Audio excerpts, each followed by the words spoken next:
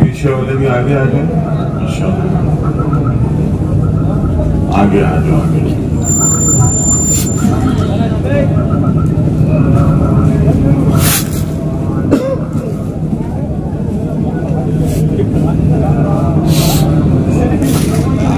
بسم اللہ الرحمن الرحیم. الحمد للہ رب العالمین، والصلاة والسلام علی سید المرسلین خاتم النبیین محمد وآلہ وصحبہ اجمعین. اما بعد، فاعوذ باللہ من الشیطان الرجیم. بسم اللہ الرحمن الرحیم. يرفع الله الذين آمنوا منكم والذين أوتوا العلم درجات. وقال النبي صلى الله عليه وسلم: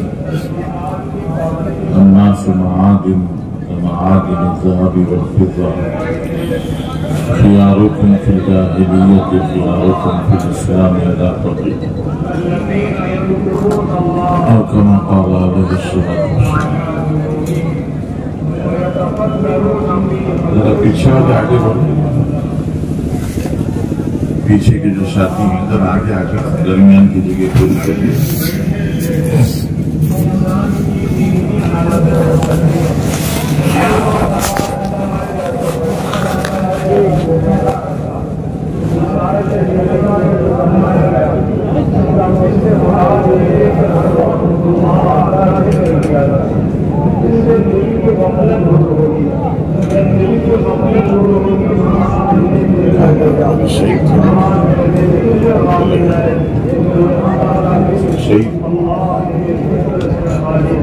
صحیح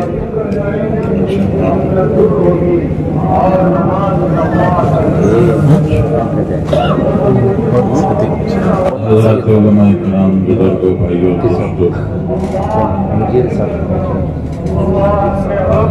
اللہ جل شانہ کا احسان و کرم ہے.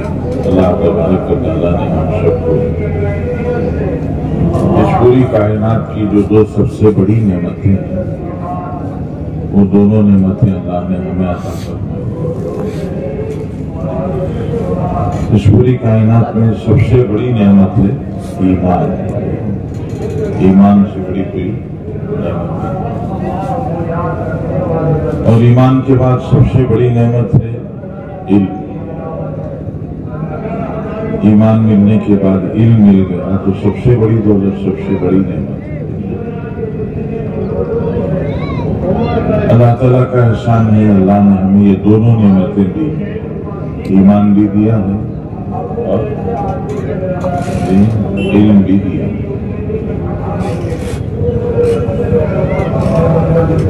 علم دے کر اللہ نے ہمارا مقام، ہمارا رتبہ، ہمارا درجہ دنیا میں بھی بڑھا دیا ہے، آخرت میں بھی.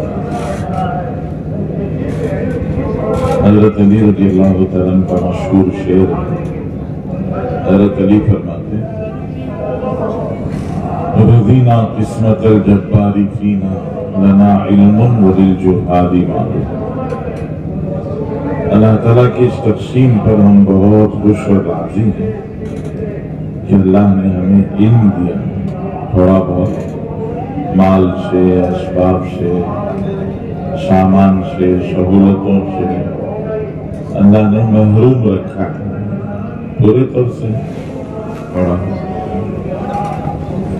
لیکن اس کے مقابلے میں اللہ تعالیٰ نے علم دے دیا. اللہ نہ کرے تقسیم اس کی الٹی ہوتی کہ ہمیں مال مل جاتا، تھوڑا بہت پیسہ مل جاتا، کچھ ساری سامان مل جاتا اور علم سے محروم کر دیے جاتے ہیں تو شاید بڑی محرومی ہوتی. اللہ نے اسباب اور مال سے تھوڑا بہت محروم رکھا ہے، لیکن اس کے مقابلے میں علم دے دی. ہمارا اساتذہ فرماتے ہیں کہ مالدار جس کے پاس مال ہوتا ہے وہ مال سے 3 قسم کے فائدے اٹھاتا ہے. اچھا کھاتا پیتا ہے, اچھا پہنتا اوڑھتا ہے, اور لوگوں میں عزت ہوتی ہے. اللہ تعالیٰ نے علماء کو بغیر مال کی یہ تینوں چیزیں دی. اللہ کا فضل ہے, اچھا کھاتے پیتے ہیں, اللہ تعالیٰ اچھے سے اچھا کھلاتا پلاتا ہے, عمدہ شمدہ کھلاتا ہے, اور پھر اچھے پہننے اوڑھنے کا سلیقہ بھی اللہ تعالیٰ علماء کو دیتے ہیں. اور پھر لوگوں میں مالداروں سے زیادہ اللہ عزت دیتے ہیں. تو مال تو نہیں دیا, لیکن مال کے جو منافع فوائد ہیں ان سے اللہ تعالیٰ نے محروم بھی نہیں رکھا. پھر اس کے مقابلے میں اللہ نے علم دے دیا. رسول اللہ صلی اللہ علیہ وسلم کی مشہور حدیث ہے جس کو ہم سنتے سناتے رہتے ہیں کہ پیچھے کی طرف مائک سسٹم مفتی مجید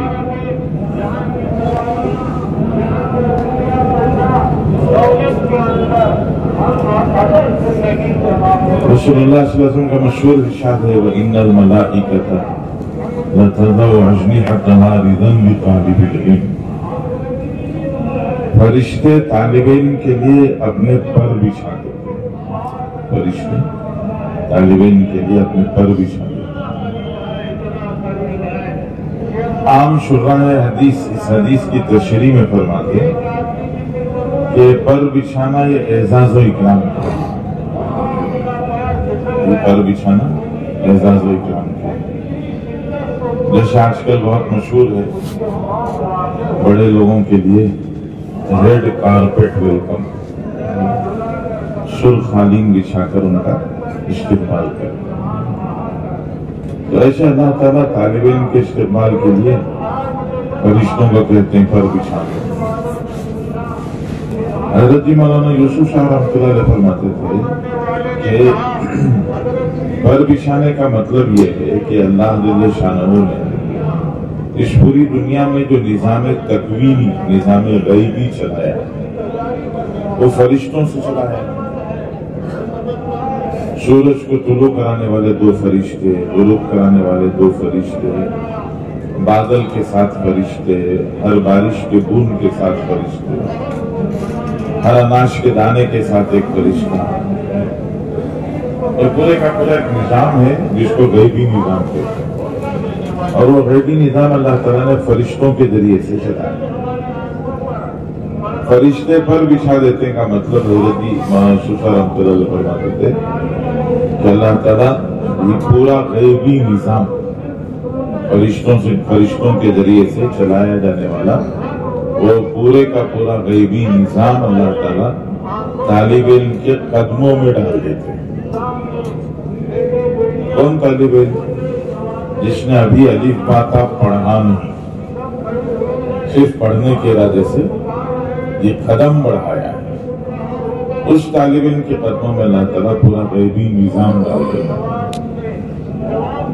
وہ عالم دین, وہ عالم قرآن بنے, حافظ قرآن بنے, عالم دین بنے, دین کا علم بردار سپہ سالار بنے. اب آپ تصور کرو اس کا کیا رتبہ, کیا مقام, کیا شان ہے. قرآن پاک میں اللہ تعالیٰ نے قصہ سنا ہے حضرت سلیمان علیہ السلام کا قصہ. یہ پیچھے جوان بچے سے نہ بیٹھی تو آؤ ذرا سامنے, تم سامنے کچرا ہے, تمہیں پیچھے کسے جی دیکھ رہی, بول رہی آؤ سامنے اٹھو, بھول بھلانا ہے کیا سامنے آؤ, پھر کچھ بھول ہے وہاں بیٹھنا مشکل ہے. ہاتھ ہوگی ادھر آؤ, نزدیک آؤ, پیچھے ہو, تمہیں چھل بھل کو پھر وہاں بیٹھے آ رہی ہوں, آؤ اور تمہارے پیچھے والے زمین کو بھی بلا. مشورے سے امت کی ضرورت کے دوسرے کاموں میں طے کیا گیا. حضرت سلیمان علیہ السلام کے زمانے کا ایک حصہ اللہ نے قرآن میں ہدہد نے آ کر حضرت سلیمان کو سنایا کہ یمن میں ایک قوم سبا بستی ہے، اس کے اوپر حکومت کرنے والی ایک خاتون ہے ملکہ بلقیس، اس کا بہت بڑا تخت ہے اور وہ سورج کی پوجا کرتے ہیں. تو حضرت سلیمان علیہ السلام نے بلقیس کے ہاتھ سے ان کے پاس ہدہد کے ہاتھ سے بلقیس کو خط بھیجا. بلقیس سے کہا گیا اللہ تعالی علیہ واتونی مسلم، سرکشی مت کرنا، تابع دار بن کے آ جانا. ہدہد وہ خط لے کے گیا. بلقیس تو ملکہ ہے، پوری سیکورٹی میں رہتی ہے، پوری حفاظت ہے. بلقیس کے کمرے کا جو وینٹیلیٹر اوپر جو کھلا حصہ تھا کھڑکی، وہ پرندہ اس کے اندر سے داخل ہو گیا، اس عورت کے سینے پر خط رکھ کر واپس آ گیا. اور وہ بلقیس اٹھی تو دیکھا خط جو ہے وہ کہاں سینے پر. اسے بہت حیرت ہوئی، یہاں تک کون آیا خط پہنچانے کے لیے، اتنی اندر تک پہنچا. اور پھر خط کا جو مضمون تھا وہ بھی ایسا باروب مضمون تھا. تو اس نے مشورہ کیا، مشورے میں طے ہوا کہ کچھ ہدیہ دیں گے، لیکن ان کا جو ہدیہ تھا وہ حضرت سلیمان علیہ السلام کی مملکت کے سامنے کوئی حیثیت نہیں رکھتا تھا. حضرت سلیمان ساری دنیا کے بادشاہ، وہ ہدیہ لائیں تو کیا حیثیت رکھے. ان کو اندازہ ہو گیا کہ اب حضرت سلیمان کے پاس تابع دار بن کے گئے بغیر کوئی چارہ نہیں ہے. تو بلقیس اپنے وزراء عمرا کے ساتھ میں نکلی. حضرت سلیمان کو پتہ چلا تو حضرت سلیمان علیہ السلام بلقیس کا تخت یمن سے فلسطین منگوانا چاہتے تھے. تو حضرت سلیمان نے مشورہ کیا. اس مشورے کی مجلس کو اللہ نے قرآن میں بیان کیا. حضرت سلیمان نے کہا کہ کون لائے گا وہ تخت. تو ایک جن کھڑے ہو گئے اور انہوں نے حضرت سلیمان سے کہا کہ میں آپ کی مجلس ختم ہونے سے پہلے وہ لے کے آؤں گا. اللہ نے ان کا تعارف کرایا. قال الجن کہتے تو بات پوری ہو جاتی تھی، لیکن اللہ تعالیٰ نے قال الجن نہیں کہا. اللہ نے فرمایا قال عفریت من الجن. وہ معمولی جن نہیں تھا، بہت طاقتور جن تھے کہ میں آپ کی مجلس ختم ہونے سے پہلے لے کے آؤں گا. تو حضرت سلیمان نے کہا کہ نہیں، اور جلدی آ جائے، جلدی چاہیے. اور ایک صاحب کھڑے ہو گئے، انہوں نے کہا حضرت پلک جھپکنے کی دیر میں آ جائے گا. اور وہ آ گیا. پلک جھپکنے کی دیر میں یمن سے تخت فلسطین آ گیا. وہ جنہوں نے پلک جھپکنے کی دیر میں تخت لایا، ان کا بھی اللہ نے تعارف کرا. ان کے تعارف میں اللہ تعالیٰ نے فرمایا قال الذی عندہ علم من الکتاب.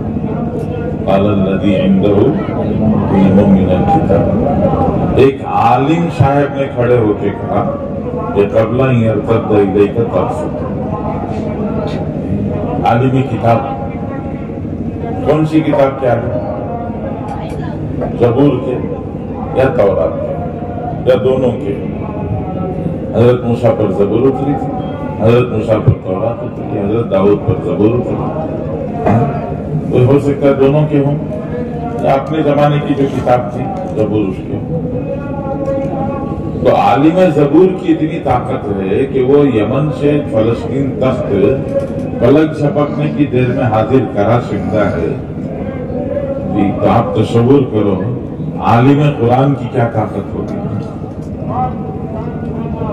اور قرآن جو ہے وہ صرف قرآن نہیں ہے، قرآن پچھلی تینوں کتابوں کے ساتھ میں مزید اللہ کی طرف سے حضور پاک صلی اللہ علیہ وسلم نے فرمایا ہوتی تو مکانت تورات کی السبع طوال، تورات کی جگہ پر اللہ جل شانہ نے شروع کی 7 لمبی صورتیں اللہ نے مجھے دی۔ ہوتی تو مکانت زبوری المئین، 100 سے زیادہ آیتوں والی جو صورتیں ہیں وہ صورتیں اللہ نے مجھے زبور کے بدلے میں دی۔ وہ ہوتی تو المثانی مکان الانجیل، اس کے بعد کی جو صورتیں چھوٹی چھوٹی صورتیں جس کو بار بار دہرایا جاتا ہے پڑھا جاتا ہے وہ صورتیں اللہ جل شانہ نے مجھے انجیل کے بدلے میں عطا فرمائی ہیں۔ وفضلت بالمفصلات، اور سورہ حجرات سے لے کر آخر تک کا جو حصہ ہے وہ اللہ نے مجھے مزید دیا ہے جو کسی اور نبی کو نہیں دیا ہے۔ تب ہمارا مقام کتنا ہو گیا؟ عالم قرآن کا مقام۔ حضرت مفکر اسلام مولانا سید ابوالحسن علی ندوی رحمۃ اللہ علیہ کی طلباء میں علماء میں کی گئی تقریریں تازہ سراغ زندگی، حضرت ان تقریروں میں ایک شعر فارسی کا بار بار دہراتے در سینہ تو ماہ تمام نہاد اندر، تو کہیں اور کیا دیکھ رہا ہے؟ ارے تیرے سینے میں بدر کامل موجود ہے، تو کسی اور طرف کیا دیکھ رہا ہے؟ تیرے پاس بدر کامل ہے۔ تو ہمیں اپنی قدر خود پہچاننے کی ضرورت ہے کہ ہم اپنی قدر کو پہچانیں۔ اللہ نے ہمیں بڑا مقام دیا ہے دنیا میں بھی اور آخرت میں بھی۔ بزرگوں جن کا مقام جتنا بڑا ہوتا ہے ان کا کام بھی اتنا ہی بڑا ہوتا ہے۔ ہمارا مقام بڑا ہے ہمارا کام بھی بڑا ہے۔ کام کیا ہے؟ 2 کام ہے۔ پہلا کام کہ جو کچھ پڑھا وہ محنت سے پڑھا ہے، مجاہدے سے پڑھا ہے، قربانیوں سے پڑھا ہے۔ اور آج اللہ کا کرم ہے کہ جو کچھ پڑھا محنت کی وہ سب کا سب الحمدللہ ذہن نشین ہو گیا۔ ہو گیا ذہن نشین ہو گیا، دماغ میں بیٹھ گیا۔ اب جی قرآن کی کوئی آیت دے دو، حدیث کا کوئی ٹکڑا دے دو اور کسی عالم سے بولو اس کی تحقیق کرو تو وہ لغوی، صرفی، نحوی، بلاغی ساری تحقیق کر کے سنا سکتی ہے۔ لغوی، صرفی، نحوی، بلاغی پوری تحقیق ہو سکتی ہے۔ بہت خوشی کی بات ہے، محنت کا نتیجہ ہے۔ 9-10 سال کی عمر جو گھر میں رہنے کی تھی اس عمر میں مدرسے چلے گئے، گھر میں بچوں کے ساتھ باہر بچوں کے ساتھ کھیلتے کھیلتے کبھی کوئی بچہ مار دیا، راستے میں گلی میں کوئی سوتا ہوا آدمی بھی مار دیا تو بچہ کیا کرتا؟ روتا ہوا گھر میں آتا اور گھر میں اپنی ماں سے لپٹ کر رو کر دل ٹھنڈا کر لیتا ہے۔ مدرسوں میں پڑھنے والے بچے پر بھی کبھی زور زبردستی استاد مار دیتے ہیں، کبھی ساتھی مار دیتے ہیں، تو اس کا بھی نہیں چاہتا ہے کہ ماں سے لپٹ کے رو لوں، وہاں ماں نہیں ہے۔ مدرسے میں بچے کیا کرتے ہیں؟ تکیے میں سر چھپا کے رو لیتے ہیں۔ یہ قربانی مجاہدہ 8 سال 10 سال 12 سال کی ایک جہد مسلسل یہ قربانی، اس قربانی کا نتیجہ ہے کہ اللہ نے علم ہمیں دیا، وہ ذہن نشین ہو گیا، وہ ذہن نشین تو ہو گیا، لیکن مقصود ہمارے پاس ہمارا یہ جو علم ہے یہ علم ذہن نشین ہو یہ تو واسطہ ہے، ذریعہ ہے، اصل مقصود ہے دل نشین ہونا۔ یہ علم کہاں اترے؟ دل میں اترے، زندگی کا رنگ بنے۔ لوگ پان کھاتے ہیں، ارے پان کھاتے نہیں، شاکر نے مجھے پہلی بار بولے ارے پان کھاتے نہیں کھاتے، پان کھاتے، پان کھانے کے بعد تھوڑی دیر کے بعد کیا کرتے ہیں لوگ؟ ایسا جیپ نکال کو دیکھیں کیا دیکھیں رنگ چڑھا کے نہیں چڑھا 10 روپے 12 روپے کا پان کھایا ہے تو اس کا رنگ چڑھنا چاہیے. فائدہ کیا اگر رنگ نہیں چڑھا تو کھا کے تو 10-12 روپے کے پان کا رنگ چڑھنا چاہیے تو 10-12 سال کی زندگی کا بھی تو رنگ چڑھنا چاہیے. مدرسوں میں گزری ہوئی 10 سال 12 سال کی زندگی کا بھی تو رنگ چڑھنا چاہیے. صبغۃ اللہ ومن احسن من اللہ صبغہ، یہ اللہ کا رنگ ہے اور اللہ کے رنگ سے خوبصورت رنگ کس میں. تو ایک رنگ یہ بھی ہے جو ہماری زندگی میں چڑھ تقوی کا رنگ ہے، یہ توکل کا رنگ ہے، اللہ سے محبت کا رنگ ہے، اللہ کے نبی صلی اللہ علیہ وسلم سے محبت کا رنگ ہے. ہمارے اکابر کے پاس سرمایہ کیا تھا؟ ہمارے اکابر کے پاس سرمایہ یہی صبغۃ اللہ نبی، اللہ کے رنگ کا سرمایہ کہ ان کی زندگیاں امت کے لیے نمونہ. حضرت علامہ انور شاہ کشمیری رحمۃ اللہ علیہ کو یہ غیر مسلم نے دیکھا تو دیکھ کے کہا بات چیت نہیں کچھ نہیں. اس سے پہلے کہا کہ یہ چہرہ کسی جھوٹے کا نہیں ہو سکتا. اندر کی حقیقتیں چہروں سے نظر آتی، وہ نور چہروں پہ بکھر جاتا ہے. یہ حقیقت ہمارے سے بھی مطلوب ہے کہ ہمارے پاس بھی یہ حقیقت ہے. جیسے ماشاءاللہ ہم نے محنت کر کے مدرسے میں پڑھتے تھے، سال اول میں استاد آئے سبق دیے، ضرب یضرب ضربا فهو ضارب ضرب یضرب ضربا فهو مضروب الامر منه یضرب والنهی عنه لا تضرب. سبق پڑھ کر سکھا کر گئے، 2 بار 4 بار دوہرا کے گئے. دوسرے دن سبق سنانا تھا، ہم بھی دن بھر رٹتے رہے، لیکن دوسرے دن جب سبق سنانے کا وقت آیا تو جی وہ ضرب یضرب ضربا تو نہیں چلا زبان پر، جی حضرت کے ہاتھ سے شروع ہو گیا ضرب یضرب ضربا. تو ایک مجاہدہ ہے، محنت ہے کہ اس محنت کے نتیجے میں آج علم ذہن نشین ہوا ہے. تو ویسے ہی اس کو دل نشین، جی ذہن نشین سے دل نشین کرانے کے لیے بھی ایک محنت ہے، اور محنت ہمیں کرنی پڑے. اللہ والوں نے وہ محنت کی، ہمارے اکابر نے کی، بزرگوں نے کی. تو وہ بھی اللہ والوں بزرگوں کی صحبت میں رہتے تھے اور رہ کر یہ سب کچھ حاصل کرتے تھے. مولانا رومی رحمۃ اللہ علیہ فرماتے ہیں قال را بگزار مرد حال و شو پیش مرد کامل پامال و شو. باتیں چھوڑ دے، حال والا بن جا، اور حال والا بننے کے لیے کسی کامل کے سامنے اپنے آپ کو پامال کرتے ہیں. جو مردہ بدستہ غسال کی طرح سے اپنے آپ کو ان کے حوالے کر دے، تب جا کے زندگی میں رنگ چڑھے. جیسے آج کے زمانے میں اللہ تعالیٰ نے دعوت کی محنت دی ہے، تبلیغ کا ایک کام دیا ہے. پیش تبلیغ کی محنت، تبلیغ کے کام کے ذریعے سے یہ آدمی کی زندگی میں تبدیلیاں آتی، زندگی میں تبدیلیاں آتی، انقلاب آتا ہے. تو ایک ذمہ داری تو یہ ہے. دوسری ذمہ داری کہ جو کچھ ہمارے پاس ہے وہ سب کا سب امت کی امانت ہے. وضو کے فرائض، وضو کے مواقف، سنن وضو، مستحبات وضو، واجبات نماز، ارکان نماز، مفردات نماز، یہ جتنا کچھ ہم نے پڑھا ہے وہ سارے کا سارا امت کی امانتیں ہیں جو ہمارے پاس رکھی ہوئی.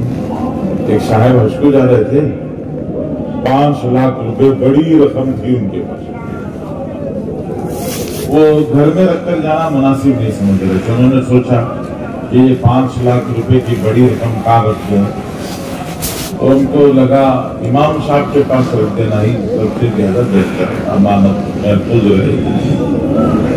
تو امام صاحب کے پاس لا کے 5 لاکھ روپے رکھ دی، حج کو چلے گئے. حج کے سفر میں پتہ نہیں کیا حادثہ ہوا جو ان کی یادداشت چلی. واپس آئے بیچارے تو ان کو یاد نہیں رہا کہ میں نے رقم کسی کے پاس رکھوائی ہے. واپس آئے تو بیٹی کی شادی کا وقت آ گیا. بیچارے ادھر ادھر لوگوں کے پاس مانگتے پھر رہے ہیں, قرض مانگ رہے ہیں, مدد مانگ رہے ہیں, اور امام صاحب دیکھ رہے ہیں. امام صاحب کو تو یہی سمجھنا چاہیے کہ اللہ اچھا ہوا, اللہ تعالیٰ نے روزی کا دروازہ کھول دیا, حج میں لے جا کے بھلوا دیا. نہیں, اب کیا ہوگی؟ پہلے ایک ذمہ داری تھی, اب دو ذمہ داری. پہلے ادائے امانت کی ذمہ داری تھی, اب تذکیر کی بھی ذمہ داری آ گئی. یاد بھی دلاؤ, واپس بھی کرو. یاد بھی دلاؤ, واپس بھی کرو. دو ذمہ داری آ گئی. تو ایسے امت ہمارے پاس امانتیں رکھ کے بھول گئی ہے, اس کا بھی حافظہ چلا گیا ہے.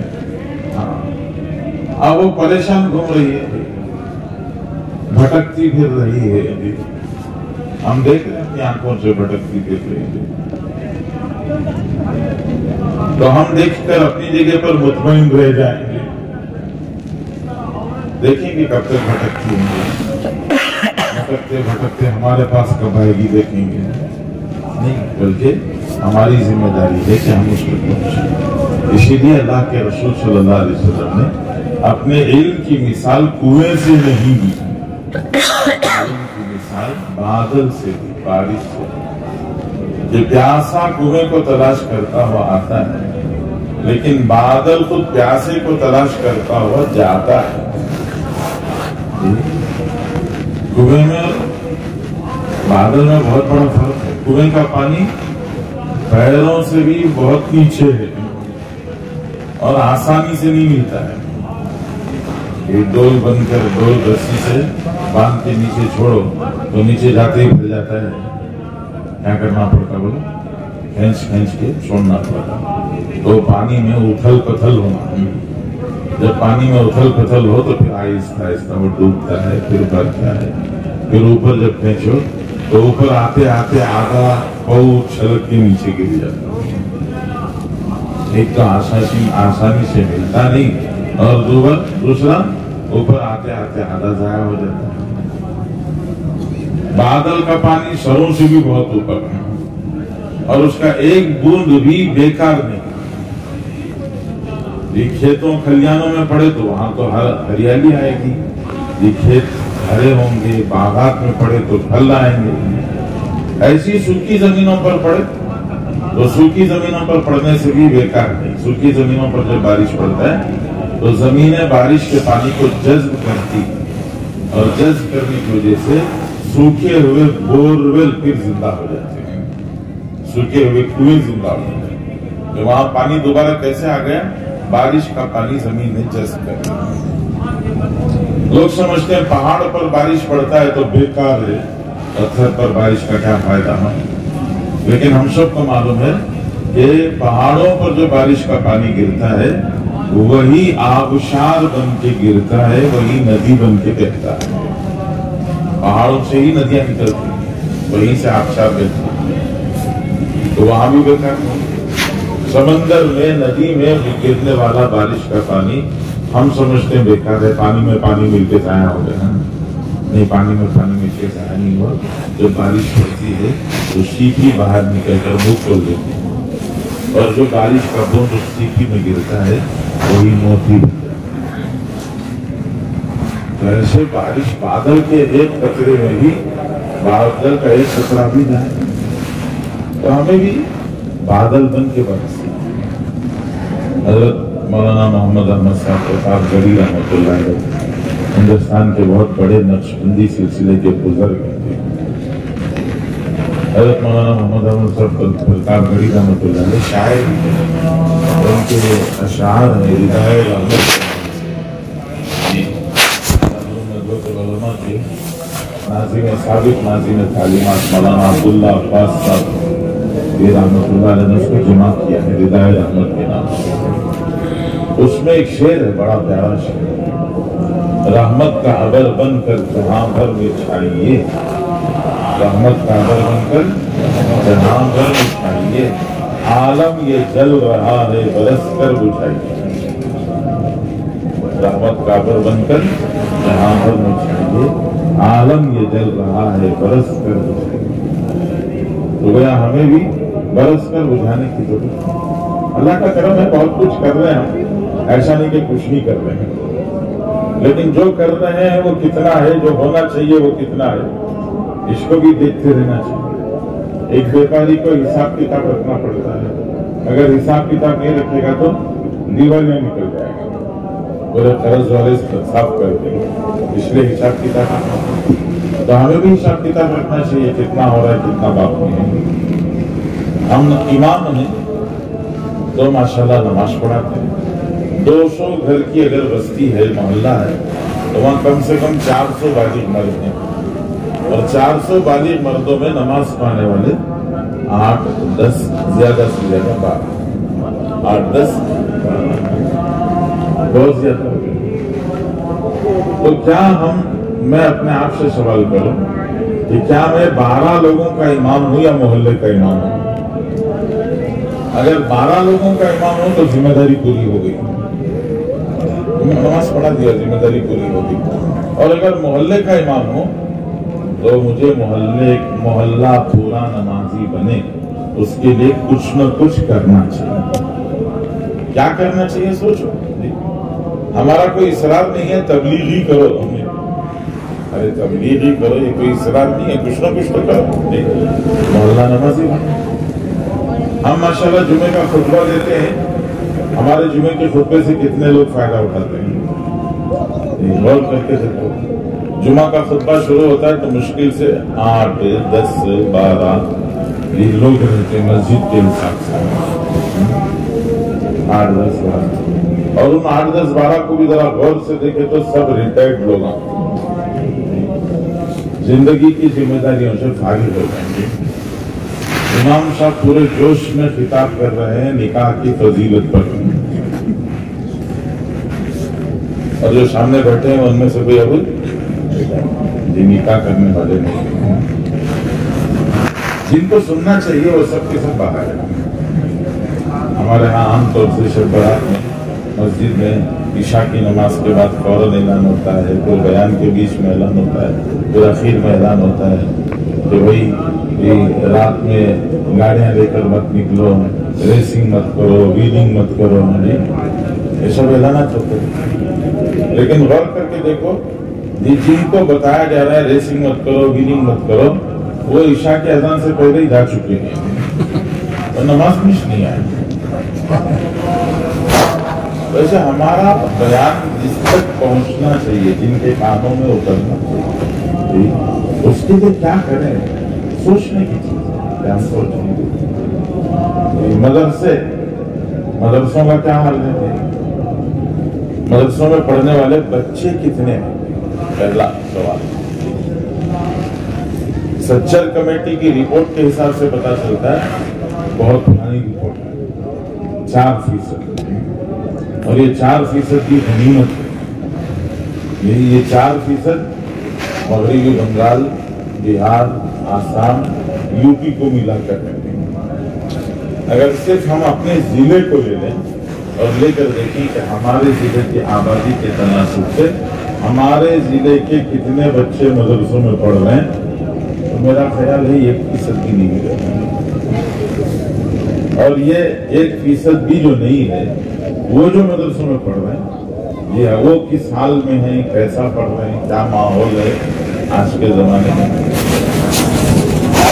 یہ سب غور کرنے کی چیز ہے۔ جو ہم کر رہے ہیں وہ بہت کچھ ہے، لیکن ابھی بہت کام باقی ہے۔ یہ تو طالبین کا حال ہے، اور بے طلب اس لیے ہمارا یہ کہنا ہے کہ تبلیغ ہی کرو، اصرار نہیں۔ ہم اتنی گزارش کرتے ہیں کہ دنیا میں موجودہ حالات ایسے ہیں کہ ہم اپنے جو کام ہم کر رہے ہیں اس پر قناعت نہیں کر سکتے۔ امت پر بہت سخت وقت آ پڑا ہے، امت کی جان کا، مال کا، ایمان کا، اعمال کا سب خطرے میں آ ہے۔ یہ ہماری امت مسلمہ دنیا بچانے کے لیے دین ضائع کر رہی ہے.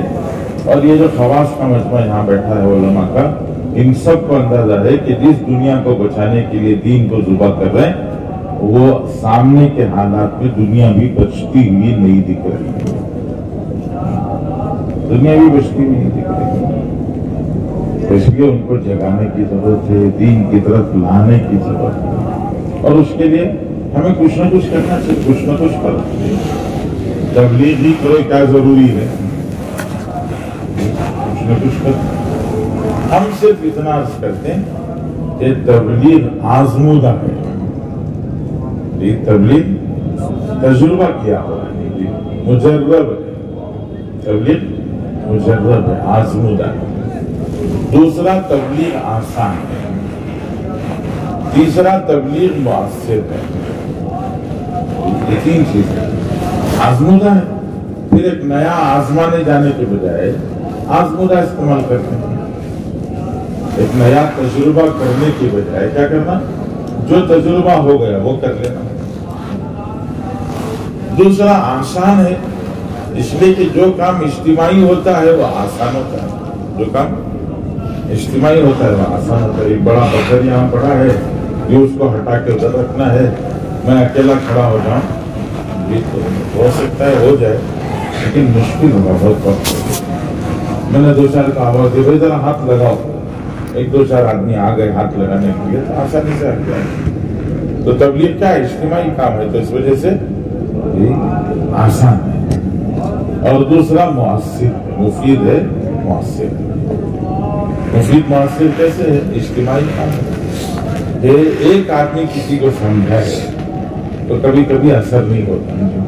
جب جماعت اور مجمع سمجھاتا ہے تو اس کا اثر ہوتا ہے.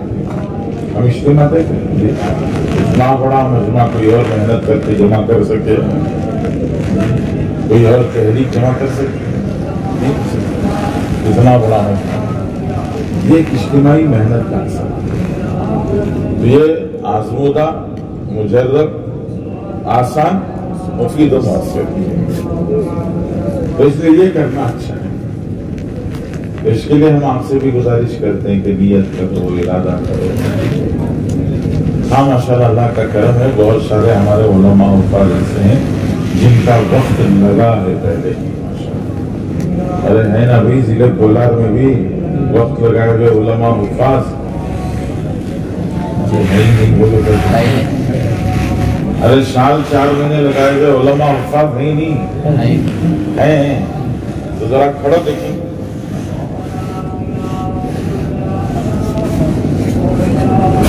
ارے نیکی کر دریا میں ڈال کر تو بھول گئی تھی، جاتے تو شاید چلے جاتے. اب جو ہے مشغول ہو گئے تو سہولت نہیں ہے، اس لیے نیت کیسا کریں یہ سوچ رہے ہیں. ہاں یہی سوچ رہے ہیں. ارے کیا تو یہی سوچ رہے ہیں. اچھا چلو بھائی انشاءاللہ. بعض اعمال ایسے ہیں جن کی سہولت نہیں ہونے کے باوجود نیت رکھنا پڑتا ہے. بہت سارے اعمال ایسے ہیں جن کی سہولت نہیں رہی تو بھی نیت رکھنا پڑتا ہے. حج کریں گے انشاءاللہ. کون کون کریں گے بھائی؟ ماشاءاللہ ماشاءاللہ ماشاءاللہ. آدھے میں واپس آ جاتی ہیں تھوڑے والے ہاتھ پورا حج کریں گے. نہیں سارا ہاتھ اٹھا کر پورا حج کریں گے تو پورا ہاتھ اٹھا تھوڑی دیر. اچھا وہ سب اٹھا دیے. اللہ قبول آمین. اچھا پیسے کس کس کے پاس ہیں؟ 7 لاکھ 8 لاکھ روپے ہونا حج کرنے کے. کیوں نا 7-8 لاکھ کس کس کے نہیں بھی 7 لاکھ. بولو نہیں تو نہیں بولو، نہیں تو نہیں بولو، تو بھی بولو نا. آدھے ہی ذرے ہی پورے نہیں. آدھے ہی ذرے ہی پورے نہیں. نیت تو پوری ہے کہ آدھی ہے؟ تو اس سے سمجھ میں آیا یہ سہولت نہیں رہی تو بھی نیت رکھنا چاہیے. سہولت نہیں رہی تو بھی نیت تو رکھنا ہے. نہیں رکھنا. نیت رکھنے کے 2 فائدے ہوتے ہیں. نیت رکھنے کے 2 فائدے. پہلا فائدہ دعا. آدمی دعا مانگتا ہے اللہ تیرا گھر دکھا دے، حج کرا دے، اللہ سے مانگتا ہے۔ اس کے ساتھ ساتھ دوسرا فائدہ کوشش، کام سے کہ 2000 روپے بڑھ کو آگے، دل میں نیت رہی تو حج کی، کیا کرتے ہیں اٹھا کر 2000 روپے حج کے واسطے بندے کو اٹھا کر کرتے، ادھر ادھر سے کوئی ایکسٹرا پیسے آئے تو اٹھا کر حج کرنے کی اگر نیت ہے تو اٹھا کر۔ جتنے لوگوں نے حج کیا نا، آپ ان سے معلوم کرو، یہ جو جمع کرنا، پونجی جو جمع کرتے نا خرچ کے لیے، وہ پونجی جمع ہونے سے پہلے اللہ تعالیٰ کوئی نہ کوئی راستہ نکال دیتے اور اللہ اپنے گھر بلا لیتے۔ تو دو فائدے ہوئے نیت رکھنے کے، ایک فائدہ دعا، دوسرا فائدہ کوشش۔ ویسے اللہ کے راستے میں بھی جانے کی نیت رکھیں گے، نیت رکھیں گے تو دعا بھی کریں گے، کوشش بھی کریں گے جی۔ تو چلو ذرا کھڑ کے بولو کون کون جائیں گے انشاءاللہ۔ میں ہوں سید منیر، سن میرے رب یہ دعا، میں ہوں سید منیر۔